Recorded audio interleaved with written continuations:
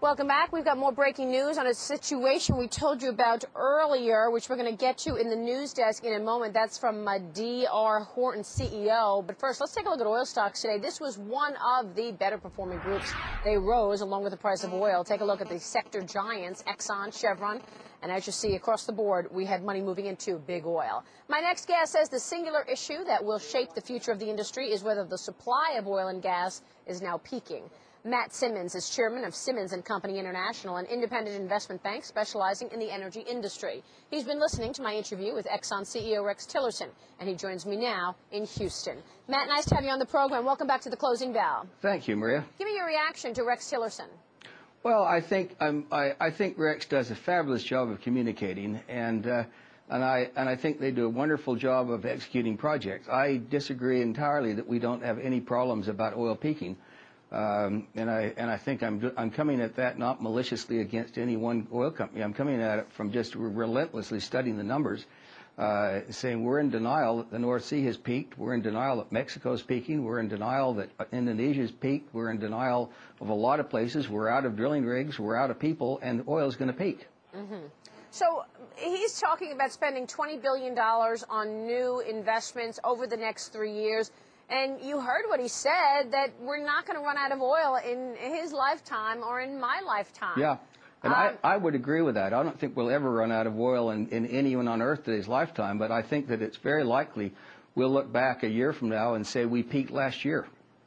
I see. So tell me as far as the implications to oil peaking. Well, the implications to oil peaking doesn't mean you've run out. It means that your supply starts to decline. And the implications of that wouldn't be particularly severe if it weren't for the fact that the world is assuming that we're going to go from 85 million barrels a day of production today to about 115 to 130 million barrels a day by 2030 to allow countries like India and China to live, twice as good as they are today and about 1/10 what we're doing now. So it's the clash between a need for 120 and maybe the 85 going to 70 that ends up being a global tipping point. Mm-hmm. What would you do then if you're an oil company? Do you own Exxon Mobil? No, I don't. Do you own any of the large oil companies? No, I don't. Why? Well, I think that as a group, over the last 5 years, their spending has doubled and their production has been flat to in decline. So, and every single one of them started out saying, oh, our production is going to grow the next 5 years. And again, it wasn't they didn't spend money. It's that their existing base is now declining too fast to have any significant growth in production.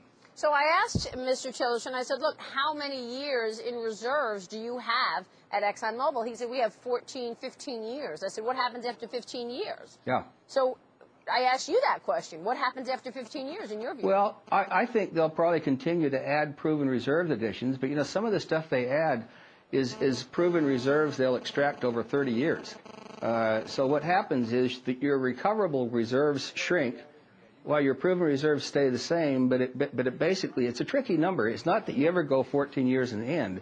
It's when your production starts into irreversible decline that your individual output has peaked. I see. So at this point, tell me your feeling about the oil stocks. Do you think that this is going to, today, his message to Wall Street actually sent the stock higher. Yeah. People felt good about it. The irony is that as oil prices go up, the oil stocks go up. Even though most of the CEOs of the major oil companies all say the price rise is temporary and it's going to go down, and when it goes down, their stocks fall. So right. That's in a funny sense. I think if the industry ever finally acknowledged that it's no one's fault, but we are at peak oil, that obviously means that current oil prices are very cheap, because when demand outpaces supply, prices don't go down, and their prices would go up. Well, that's certainly going to be an issue for the economy. Real quick, Matt, if you don't own big oil, what do you want to own in terms of energy?